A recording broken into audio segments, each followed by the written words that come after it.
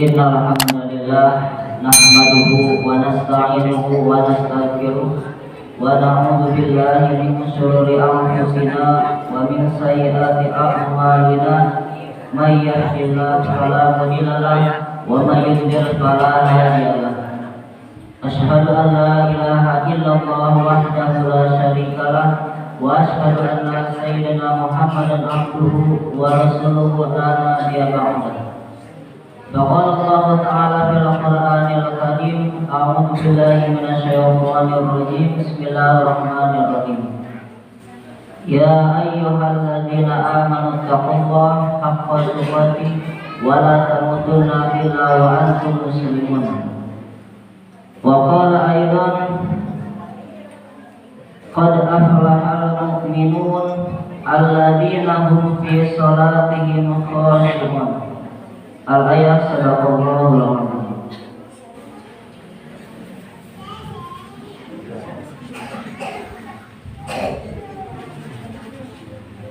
Pertama-tama marilah kita senantiasa panjatkan puji dan syukur kehadirat Allah Subhanahu wa Ta'ala yang Maha Ghafur, yang nikmatnya tak pernah terukur. Semoga kita semua tergolong ke dalam golongan orang-orang yang pandai bersyukur. Allahumma amin. Salawat dan salam semoga selamanya tetap tercurah limpahkan kepada baginda kita semua, yakni Habibana wa Nabiyana Muhammad sallallahu alaihi wasallam, kepada keluarganya, para sahabatnya, tabi'in dan tabi'atnya, dan semoga sampai kepada kita semua selaku umatnya. Pimpinan pesantren Pak Haji Omar yang saya hormati, para tokoh masyarakat yang saya hormati, ibu-ibu, bapak-bapak, santriwan, santriwati, para pemuda dan pemudi yang saya hormati dan saya banggakan. Alhamdulillah pada kesempatan kali ini saya diberi kesempatan untuk mengisi jadwal pengajian malam Sabtu ini, yang mana sesuai dengan jadwalnya saya diberikan amanat untuk mengisi pada malam hari ini, yang mana mudah-mudahan insya Allah kita akan sedikit berbagi ilmu yang saya dapatkan. Itulah ilmu yang akan saya amalkan, karena Nabi SAW bersabda, utlubul ilma minal mahdi ilal lahdi, tuntutlah ilmu sejak kecil sampai ke liang lahat. Artinya betapa pentingnya kita sebagai para penuntut ilmu, sampai-sampai Nabi mewajibkan jangan malu untuk menuntut ilmu sejak kecil sampai ke liang lahat. Artinya siapapun boleh menuntut ilmu, baik yang masih muda, yang anak-anak, bahkan yang sepuh pun boleh menuntut ilmu, karena itu hukumnya wajib. Alhamdulillah pada kesempatan kali ini merupakan kali ketiga saya mengisi ceramah di Masjid Al-Asfa ini. Mudah-mudahan masjid ini tetap menjadi masjid yang senantiasa diberkahi oleh Allah Subhanahu wa Ta'ala, dan semoga para pengurusnya, santriwan dan santriwatinya semoga tetap diberikan kesehatan. Amin ya rabbal alamin. Karena ibu jadi gini, ada sebagian salah satu santriwati yang mungkin hampir setiap bulannya ada yang sakit. Nah, maka kita doakan sama-sama semoga kita semua senantiasa diberikan kesehatan. Yang sakit semoga cepat sembuh, yang sehat semoga tetap diberikan kesehatannya. Nah, kemudian insya Allah di sini saya berhusnuzon kepada Allah Subhanahu Wa Taala, karena malam ini saya dihadapkan dengan para calon-calon ahli surga insya Allah. Allahumma amin. Tersebut di dalam hadis riwayat Ibnu Majah nomor hadis ke-223, bahwa di sini dikatakan ciri ahli surga itu ialah orang yang senantiasa gemar hadir ke majelis ilmu. Seperti saat ini pengajian malam Sabtu, mungkin ibu-ibu dan bapak-bapak termasuk para pemuda-pemudinya biasanya waktu setelah maghrib itu enaknya dipakai untuk apa ya? Mungkin ada yang nonton TV, ada yang dan lain sebagainya. Tapi ini kita hadir ke majelis ilmu, maka kata Nabi, orang-orang yang senantiasa hadir ke majelis ilmu itulah ciri ahli surga, sebagaimana yang disebutkan dalam hadisnya. Apa hadisnya? Man salaka tariqan yaltamisu fihi ilman sahalallahu lahu tariqan ilal jannah. Barang siapa yang menempuh jalan untuk menuntut ilmu, maka Allah akan mudahkan baginya jalan menuju surga. Wa innal malaikata laqadu ajnihatiha ridwan li talibil ilmi. Bahwa malaikat itu akan senantiasa mengepakkan sayap-sayapnya. Ini dalam artian ketika seorang hadir dalam rangka menuntut ilmu, maka malaikat akan memberikan ampunan kepada para penuntut ilmu tersebut dan memberikan ampunan kepada orang-orang yang hadir dalam majelis ilmu tersebut. Pada kesempatan kali ini izinkan saya berbagi ilmu apa yang saya ketahui tentang bahagia dalam naungan Al-Quran dan hadis. Apa itu bahagia? Kapan itu bahagianya? Seperti apakah esensi bahagia yang digambarkan di dalam Al-Quran maupun hadis-hadis Nabi Sallallahu Alaihi Wasallam? Maka kita akan uraikan, insyaallah akan saya uraikan pada kesempatan malam kali ini. Landasan pertama kita ambil daripada Al-Quran, karena bahagia itu mungkin bagi sebagian orang bisa menafsirkan secara sendirinya. Ada orang yang menafsirkan bahwa bahagia itu ketika bisa bersanding dengannya, ketika seorang itu bisa memiliki orang yang dicintainya.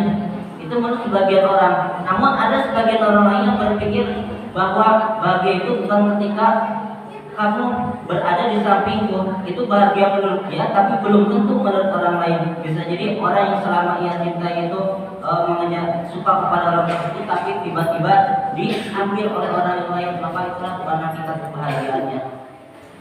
Maka di dalam hakikat kebahagiaan yang sebenarnya kita bisa buka di Quran surat Hud ayat ke-105 dan 108. Allah Subhanahu wa taala berfirman, A'udzu billahi minasyaitonir rajim. Bismillahirrahmanirrahim.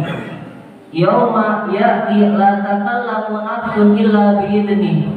Faminhum syaqiyyun wa sa'id. Yang artinya pada hari itu tidak ada seorang pun yang berbicara melainkan dengan izinnya. Maka di antara mereka ada yang celaka dan ada yang bahagia. Siapakah orang yang bahagia itu? Maka di ayat ke-108 dijelaskan, wa ammal ladzina su'idu fa fil jannah khalidina fiha. Yaitu orang yang senantiasa, adapun orang yang bahagia itu ialah ketika seseorang itu bisa masuk ke dalam surga, bahkan sampai kekal abadi di dalamnya. Artinya kebahagiaan yang dimiliki oleh seseorang itu yang sebenarnya, maka hakikatnya itu ketika bisa sampai kepada surga. Bahkan ketika seseorang masuk ke dalam surga, maka otomatis dia itu akan merasakan nikmat yang sangat luar biasa. Apa di antara nikmat terbesar bagi seseorang ketika masuk ke dalam surga? Itu bukan ketika masuk surganya, tapi ketika bisa melihat Allah yang tidak pernah kita lihat. Coba lihat Quran surat Al-Qiyamah di ayat ke-22 sampai 23. Bahwa dikatakan wujuhu yawma idzin nadhirah. Ada orang yang wajahnya itu berseri-seri, bukan karena masuk surganya, ila rabbiha nadhirah, melainkan karena melihat Tuhan, melainkan ketika melihat Allah yang tidak pernah ia lihat. Sehingga hakikat kebahagiaan yang sebenarnya itu ialah menurut Al-Quran, yaitu ketika bisa masuk ke dalam surga, bukan hanya sekedar masuk ke surganya, tapi ketika seseorang itu bisa bertemu kepada Allah Subhanahu wa taala. Apakah kita rindu dengan Allah Subhanahu wa taala? Apakah kita rindu dengan Nabi Muhammad sallallahu alaihi wasallam? Maka berbahagialah ketika kita di dalam diri kita rindu kepada Allah Subhanahu wa taala, rindu kepada Nabi Muhammad sallallahu alaihi wasallam, namun belum pernah kita lihat dan kita merindukannya. Itulah orang-orang yang disebutkan dalam hadisnya. Perhatikan kisah yang disampaikan dalam sebuah riwayat hadis yang sangat panjang, bahwa dikatakan, ana mustaqim bi ikhwani, aku sedang merindukan saudara-saudaraku. Aku sedang merindukan saudara-saudaraku. Kata Nabi, kata para sahabat, bukankah aku ini saudara-saudaramu? Maka apa kata Rasulullah? La, bal antum ashabi, engkaulah sahabat-sahabatku. Jadi siapakah yang dimaksud dengan saudara-saudara Nabi Muhammad SAW? Ialah humul ladzina lam yarani walakin yu'minuna bi. Ialah orang-orang yang tidak pernah melihatmu, tidak pernah berjumpa kepadaku, namun ia beriman kepadaku. Jadi orang yang senantiasa tidak pernah melihat Nabi Muhammad dan beriman mentaati apa yang diajarkan oleh Nabi Muhammad, itulah saudara-saudara Nabi Muhammad. Maka itu akan dibimbing oleh Nabi Muhammad sampai kepada surganya. Jadi kalau Nabi saja merindukan kita, kenapa kita tidak merindukannya? Kalau Nabi saja menantikan kita untuk masuk surga, kenapa kita tidak menjemput penantiannya? Oleh karena itu, maka perbanyaklah kita sholawat kepada Nabi Muhammad SAW, menjalankan apa yang diperintahkan oleh Nabi Muhammad SAW dan apa yang dilarangnya. Allahumma sholli ala sayyidina Muhammad, Allahumma sholli ala sayyidina Muhammad, Allahumma sholli ala sayyidina Muhammad. Maka yang dikatakan bahagia dalam perspektif Al-Quran di sini itu ialah apa? Jadi orang yang bahagia bisa masuk ke dalam surga. Apa di antara syarat masuk surganya? Maka seperti yang tadi saya sebutkan di mukadimah di Quran surat Al-Mu'minun ayat 1 dan 2. Allah Subhanahu wa taala berfirman, "A'udzubillahi minasyaitonir rajim. Qad aflahal mu'minun." Sungguh bahagia orang-orang yang beriman. Jadi siapakah yang dimaksud yang orang yang bahagia? Itu bukan orang biasa, tapi orang yang beriman, orang Islam yang beriman. Karena ada orang yang Islam namun dia itu belum beriman, seperti yang dikisahkan di dalam Quran surat Al-Hujurat ayat ke-14. Qalatil a'rabu amanna qul lam tu'minu walakin qulu aslamna walan yadkhulul imanu fi qulubikum. Maka ada orang-orang Arab Badui yang mengatakan, saya beriman kepadamu ya Allah. Apa kata Allah? Kata Allah, kamu itu belum beriman, kamu itu hanya sekedar masih masuk Islam. Bahkan imanmu itu belum sampai ke dalam hatimu. Ini menandakan ada orang yang ketika masuk Islam hanya sekedar masuk Islam, belum sampai kepada tahapan beriman. Maka dikatakan dalam Quran surat Al-Mu'minun tadi, sungguh bahagianya orang-orang yang merasa dirinya itu beriman. Berarti siapakah orang yang bahagia itu? Maka orang yang beriman. Pertanyaannya, berimankah kita? Cek iman kita, apakah masih ada ataupun tidak? Itu contoh kecilnya apa? Maka di ayat kedua dilanjutkan, alladzina hum fi sholatihim khashi'un, yakni orang-orang yang khusyuk ketika melaksanakan sholatnya. Jadi syarat masuk surga yang disebutkan dalam ayat ini ialah orang yang bisa khusyuk dalam melaksanakan sholatnya. Siapakah yang dimaksud dengan orang-orang yang khusyuk dalam melaksanakan sholatnya? Yakni orang yang senantiasa ketika sholat itu mengingat Allah. Orang yang ketika sholat itu mengingat Allah. Dan bahkan ketika kita pengen mengingat Allah, bayangkan sholat itu menjadi sholat terakhir. Insya Allah sholat kita itu akan diterima oleh Allah Subhanahu wa taala. Karena sekian banyaknya orang, sekian banyaknya waktu yang kita habiskan dari kecil sampai saat ini, belum tentu sholat kita diterima oleh Allah. Maka selepas kita melaksanakan sholat, kita senantiasa berdoa kepada Allah. Apa doanya? Rabbana taqabbal minna innaka antas sami'un alim wa tub 'alaina innaka antat tawwabur rahim. Rabbana taqabbal minna, ya Tuhan kami, terimalah amalan kami. Rabbana taqabbal minna innaka antas samiul alim, sesungguhnya Engkau Maha mendengar lagi Maha mengetahui. Artinya amalan kita belum tentu diterima. Maka dari itu kita harus senantiasa berdoa kepada Allah Subhanahu wa taala. Jadi bahagia yang disebutkan dalam perspektif Al-Quran itu ialah yang pertama, ketika seseorang itu merasa imannya itu semakin bertambah ketika seorang itu melaksanakan sholat. Artinya sholat itu menjadi indikator seseorang mendapatkan kebahagiaan. Tidak hanya bahagia di dunia, bahkan sampai kepada akhirat. Karena gini, di dalam panggilan adan itu ternyata Allah Subhanahu wa taala menyeru kepada kita, siapakah orang yang pengen sukses? Mari yang pengen sukses mendekat kepadaku. Apa kata muadzin? Hayya 'alas sholat. Ayo kita sholat. Untuk apa kita sholat? Untuk apa kita hidup harus sholat? Maka dijawablah oleh muadzin, hayya 'alal falah. Tuh, di Quran surat Al-Mu'minun dengan menggunakan kata falah. Qad aflaha, di lafaz adzan menggunakan kata falah, yakni hayya 'alal falah. Mari kita kalau pengen sukses, ayo mendekat kepadaku. Dengan cara apa mendekatnya? Yakni dengan cara sholat. Jadi orang yang bahagia satu bisa dilihat dari cara sholatnya. Kalau sholatnya benar, maka insya Allah orang tersebut bisa bahagia. Bahagia dalam apa? Dalam menjalani aktivitas kehidupannya, sebagaimana apa yang dia jalani dalam kehidupan sehari-harinya. Apakah cukup sampai di situ? Apakah cukup sampai di situ? Bagaimana kiat-kiat supaya melaksanakan sholat khusyuk kepada Allah Subhanahu Wa Taala? Maka yang dikejar dalam sholat khusyuk itu tidak hanya sekedar katanya saja, tapi sholatnya, ibadahnya pun harus dikejar. Karena kita sholat merupakan bentuk kita pengabdian kita kepada Allah Subhanahu Wa Taala, bentuk ibadah kita kepada Allah Subhanahu Wa Taala. Maka orang yang benar sholatnya, maka ia itu akan mendapatkan 5 hal, akan mendapatkan 4 hal, akan mendapatkan 4 hal. Apa diantaranya?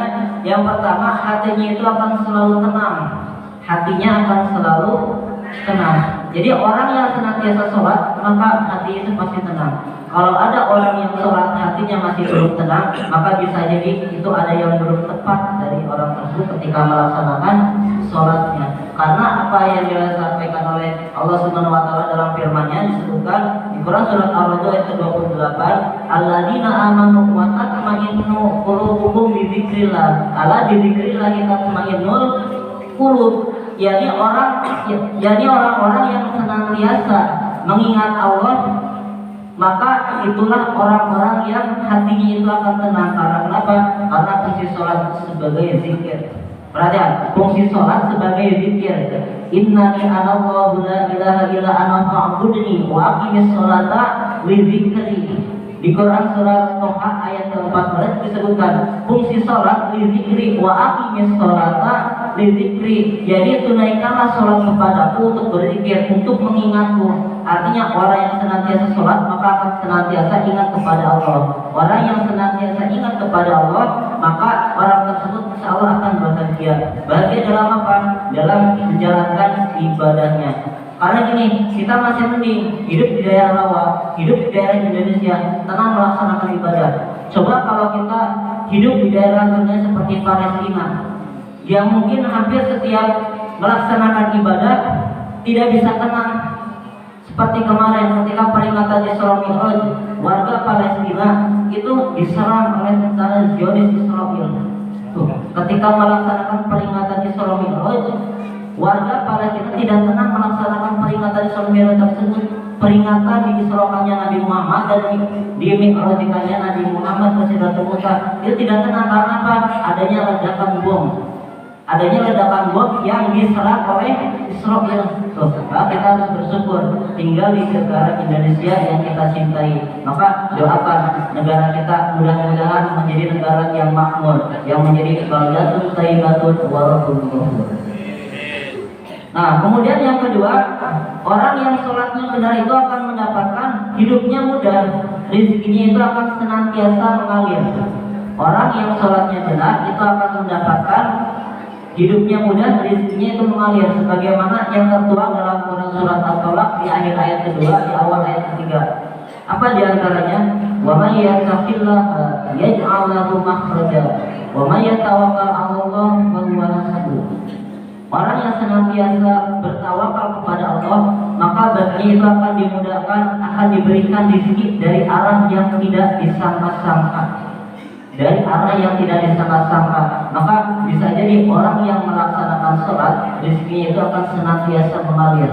Maka bagi para pengusaha khususnya yang ada di daerah rawa, saya doakan mudah-mudahan usahanya tetap lancar, kemudian dilancarkan usahanya, diperluas rezekinya, dan semoga apa yang dicita-citakannya semoga dapat tercapai. Dan kepada orang-orang yang masih mencari pekerjaan dan sampai saat ini belum menemukan pekerjaannya, mudah-mudahan Allah Subhanahu Wa Taala memberikan peluang, memberikan kesempatan kepada orang tersebut untuk mencari rezekinya. Karena apa? Karena banyak di antara kita yang susah mencari pekerjaan karena apa? Karena faktor perekonomian. Maka beruntunglah kita ya hidup di negara Indonesia. Kalau menurut saya itu sangat makmur, insya Allah tinggal di daerah Indonesia. Kemudian orang yang sholatnya benar itu akan mendapatkan, dijamin doa-doanya itu akan dikabulkan sepanjang yang ia butuhkan. Jadi orang yang bahagia, terutama dalam melaksanakan sholatnya itu, dalam artian orang yang sholatnya benar itu, maka doa-doanya itu akan senantiasa dikabulkan sepanjang doanya itu yang dibutuhkan. Jadi ini menandakan kalau kita pengen berdoa, jangan berdoa apa yang kita inginkan, tapi berdoalah apa yang kita butuhkan. Karena belum tentu apa yang kita inginkan bisa terkabul, tapi apa yang kita butuhkan, insya Allah itu akan dikabulkan oleh Allah Subhanahu Wa Taala. Seperti gini, Quran surat Al-Baqarah di ayat ke-216 tadi, kutiba alaikumul qitalu wa huwa kurhul lakum wa asa an takrahu syai'an wa huwa khairul lakum wa asa an tuhibbu syai'an wa huwa syarrul lakum wallahu ya'lamu wa antum la ta'lamun. Maka diantaranya boleh jadi kita menyukai sesuatu tapi itu tidak baik bagi kita, dan boleh jadi kamu membenci sesuatu itu malahan bisa menjadi hal yang baik bagi kita. Perhatikan di ayat tersebut, di ujung ayatnya wallahu ya'lamu wa antum la ta'lamun. Wallahu ya'lamu, ya'lamu menunjukkan fi'il mudhari. Fi'il mudhari itu ialah sesuatu yang akan terus berlangsung sepanjang ia sedang mengerjakan ataupun untuk masa yang akan datang. Artinya wallahu ya'lamu, dan Allah itu lebih mengetahui masa depan kalian. Kenapa dikatakan dengan masa depan? Karena umumnya sesuatu yang menggunakan fi'il mudhari, maka otomatis kesananya itu akan berlangsung sepanjang apa yang akan dituju.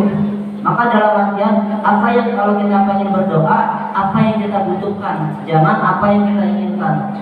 Nah, seperti gini, Nabi Muhammad dulu pernah berdoa, yakni doanya itu pengen memindahkan Ka'bah yang semula berada di Palestina untuk dipindahkan ke Masjidil Haram. Nah, apakah doa Nabi Muhammad langsung dikabulkan seketika? Tidak, tapi melalui proses. Kapan prosesnya? Itu kurang lebih dalam sebuah hadis yang lain disebutkan itu sampai kepada 16 bulan.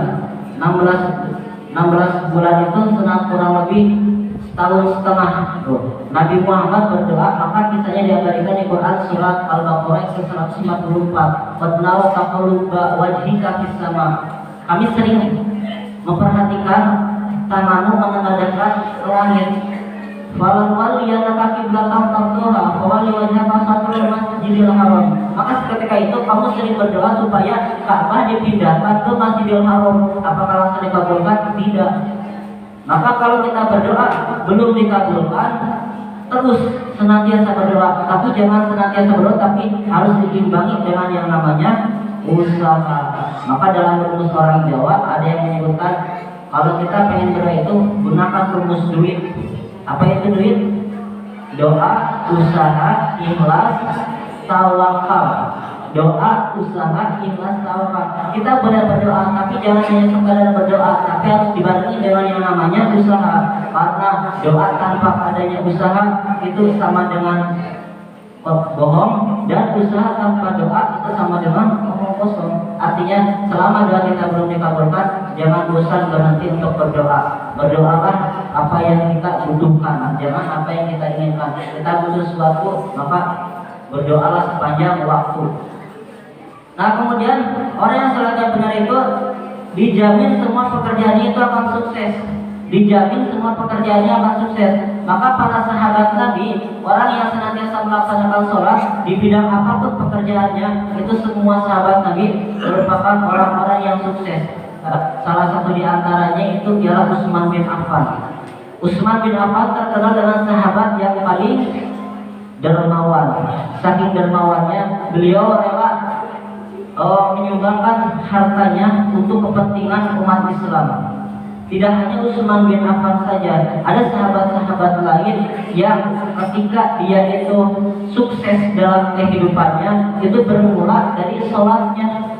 Maka kata Nabi, kalau pengen sukses ajarkan kepada anak-anak kita sejak dini. Jadi yang pertama sholat, yang kedua Al-Quran. Kenapa Nabi Muhammad mengajarkan dua hal ini kepada anak kecil sejak usia dini? Karena dengan adanya sholat itu membangun hubungan kedekatan dia kepada Allah Subhanahu Wa Taala. dengan adanya Al-Quran, maka otomatis kemampuan anak tersebut kecerdasannya akan dilipat gandakan bahkan sampai kepada 3 kali lipat. Itu rumus Nabi. Maka pertama pelajari sholatnya, yang kedua dekati Al-Quran. Kalau kita sudah dekat dengan Al-Quran, kalau kita sudah bisa memahami gerakan bacaan Al-Quran, maka otomatis insya Allah kita akan bahagia. Bahagia sampai mana? Sampai kepada hafil jannah, sampai kepada surga. Itulah bahagia dalam perspektif Al-Quran. Sekarang bagaimana dalam perspektif hadis-hadis Nabi? Maka Nabi Muhammad SAW bersabda dalam sebuah hadisnya. Apa di antara hadisnya? Yani arba'un min sa'adatil mar'i an takuna zawjatuhu shalihah. Yani seseorang itu akan bahagia ketika seseorang itu memiliki pasangan yang soleh. Tapi kalau kita pengen mencari pasangan yang soleh, maka Nabi Muhammad memberikan rumus dalam sebuah hadisnya. Apa rumusnya? Mungkinul mar'atu li arba'in. Wanita itu dinikahi karena 4. Yang pertama apa? Lijamaliha, yaitu karena ketampanannya.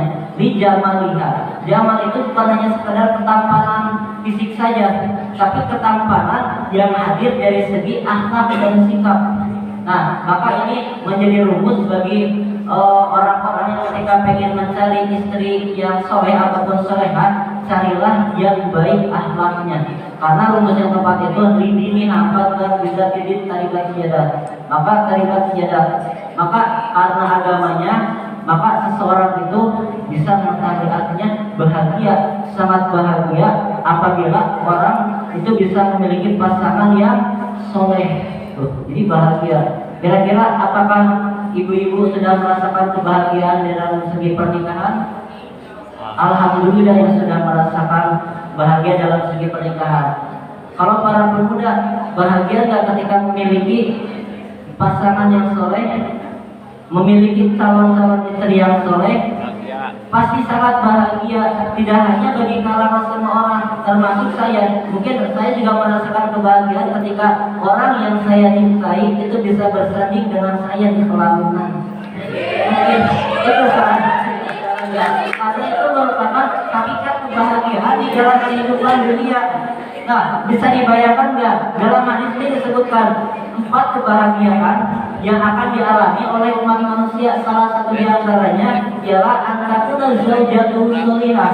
Zaujatuh itu diartikan bukan hanya sekedar istri saja, tapi pasangan. Jadi bahasa jalma pami magaduhan pasangan anu soleh.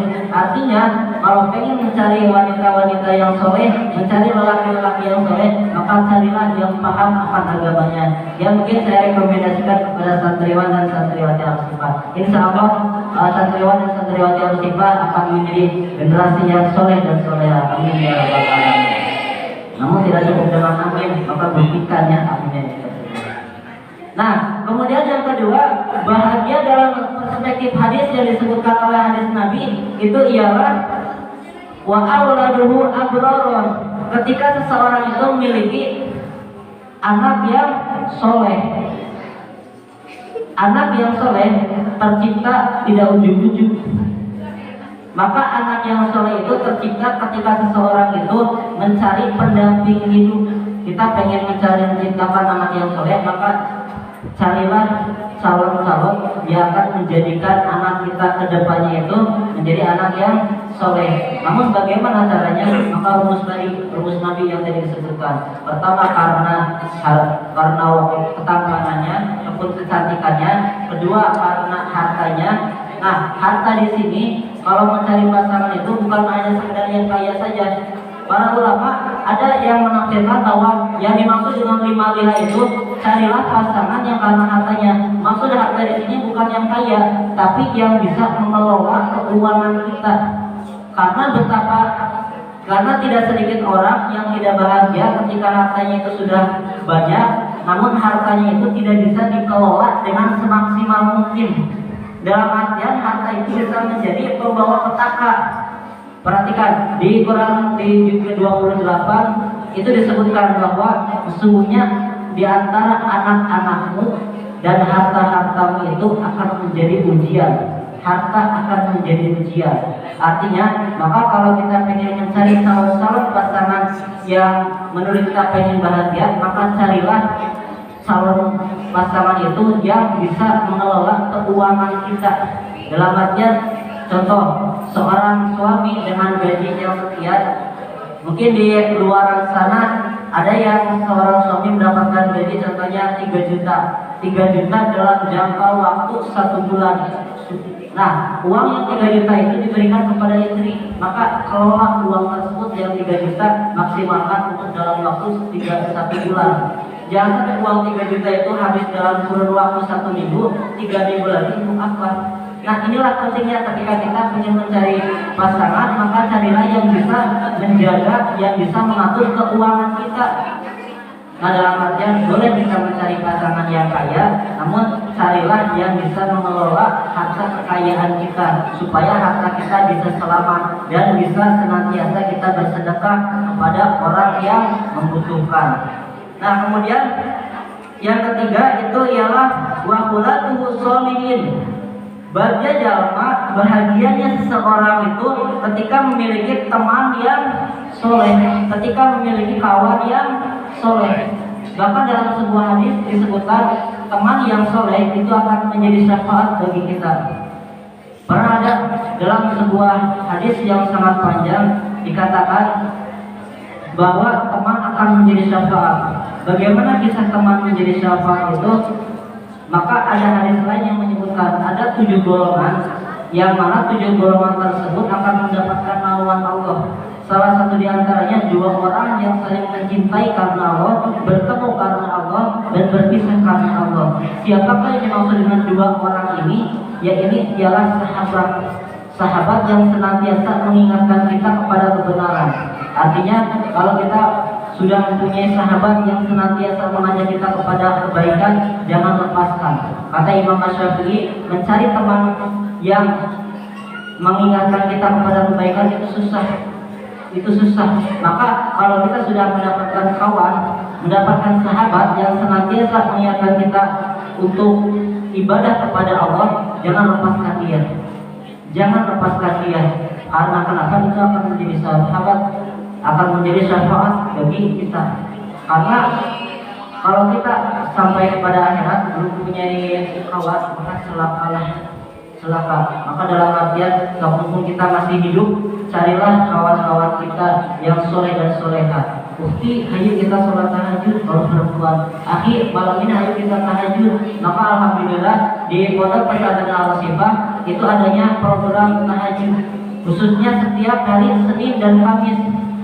Yang mana ini menjadi program supaya menjadi pembiasaan, supaya teman yang satu mengingatkan kepada teman yang lain. Ayo kita tahajud malam ini. Bukti, ayo kita tahajud malam ini. Nah, itulah sahabat sejati. Kalau kita sudah punya teman yang seperti itu, maka genggam erat pertemanannya, genggam erat sahabat-sahabatnya, jangan lepaskan.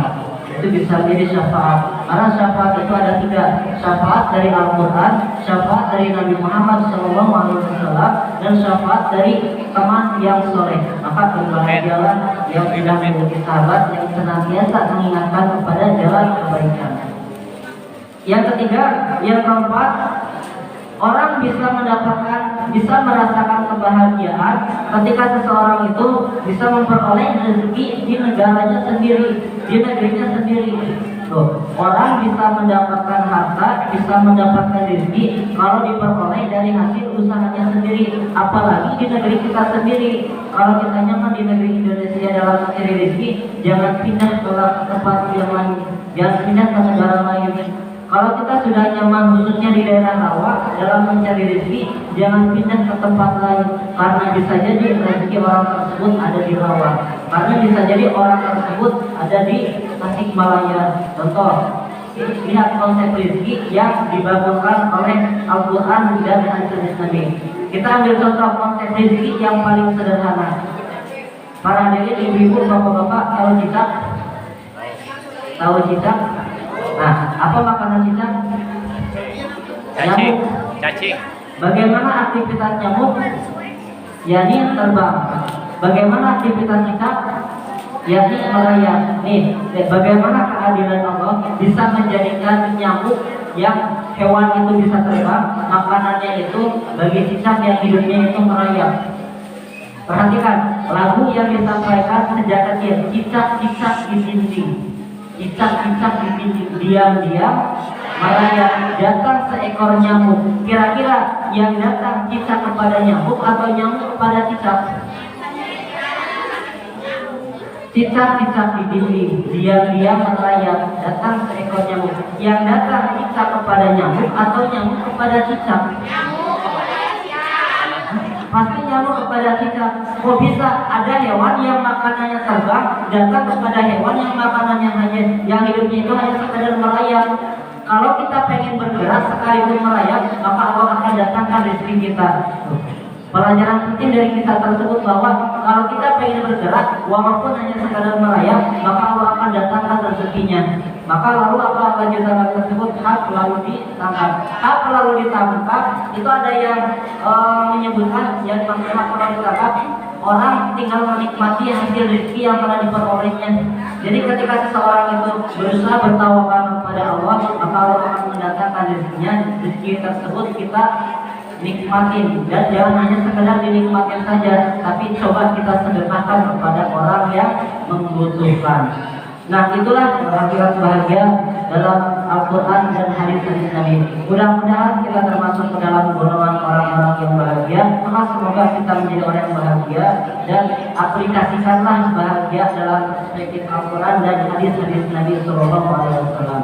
Terakhir, kita sama-sama doakan wabil khusus pada negara kita, umumnya khususnya Muslim yang ada di Indonesia, umumnya Muslim yang ada di seluruh dunia, yang mana ini menjadi akhir-akhir ini kaum Muslim tersebut banyak yang difitnah, banyak Muslim itu dijadikan sebagai bahan ancaman bagi orang-orang di luar sana yang beranggapan bahwa Muslim itu ialah teroris, Muslim itu ialah pemikirannya radikal. Itu kurang tepat.